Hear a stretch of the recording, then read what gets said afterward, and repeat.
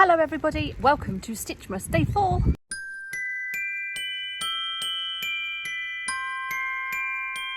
today's video, I'm going to be showing you how to make this beeswax wrap bag. Now this is really great for adding all those Christmassy treats in, and you can fold the top over and you can give this to friends and family. It's a really great size bag, lovely opening. We've got a boxed bottom and it is all beeswax and it's food safe. So that means that you can roll down that top and keep everything inside nice and fresh for when the recipient would like to eat them. So without further ado, we're going to have a little bit of a change and we're going to go to my kitchen. So let's go. What you're going to need is some beeswax. This is a natural beeswax I got off Amazon, and we can use this one because it says it's okay for using in the food process. You need a brush. You can use a paintbrush, a pastry brush. This is actually a hair dye brush, but it's brand new. And then you need your fabric. Now you need 2 pieces of fabric. If you've got pinking shears, you could do the top with a pinking shear. If not, just hem the top. So these pieces of fabric are both 10 inches by 13 inches, okay? So you need 2. You need a tray so that you can pop this in the oven, and you need to set your oven temperature to 180 degrees C. So if you can get 2 on your tray, fab. If not, just do 1 at a time. So there's one, and what you're going to do is open up this beeswax and you're just going to sprinkle over the top, and you want this on the pattern side.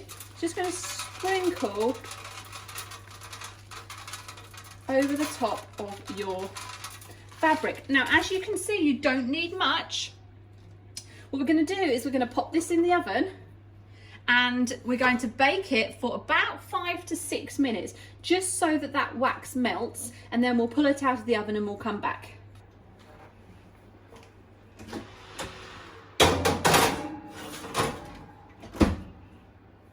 So I've just been keeping an eye on this, and actually mine's ready.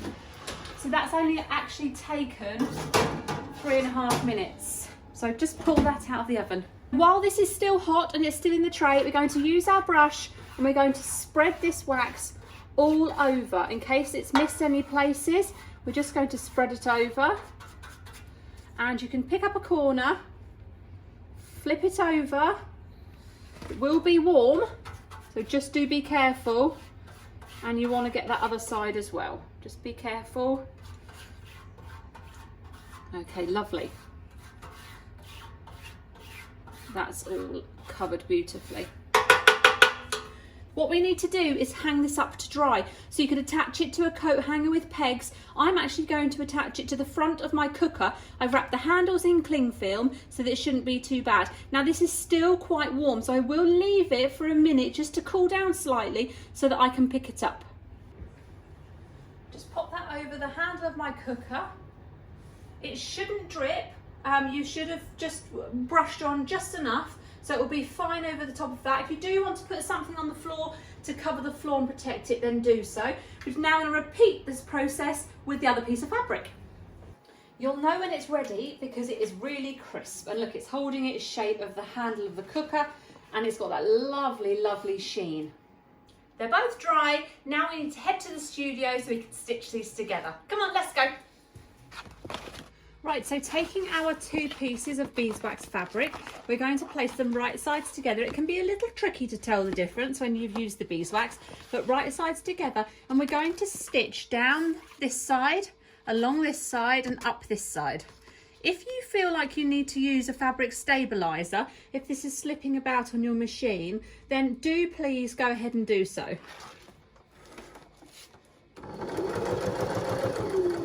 I would recommend quite a long stitch length.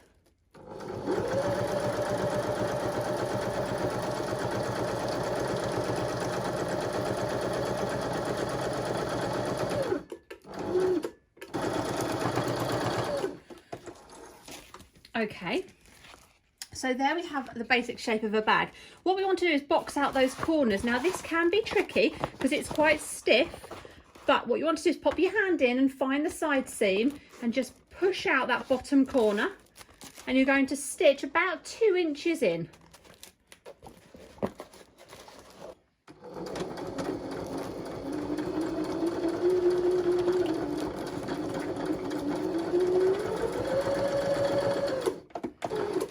Okay, just come off the end, and then we're going to snip these corners.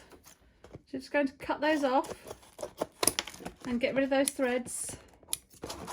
Okay, other side.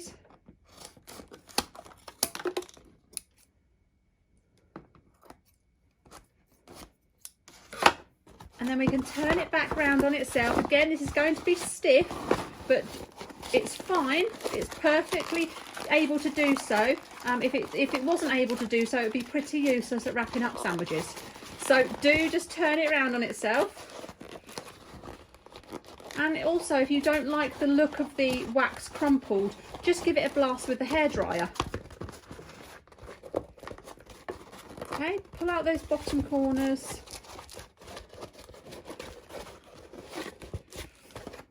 And we've got the start of a bag. So I'm going to take this to my hairdryer and just give it a little blast over, and then I'll be back.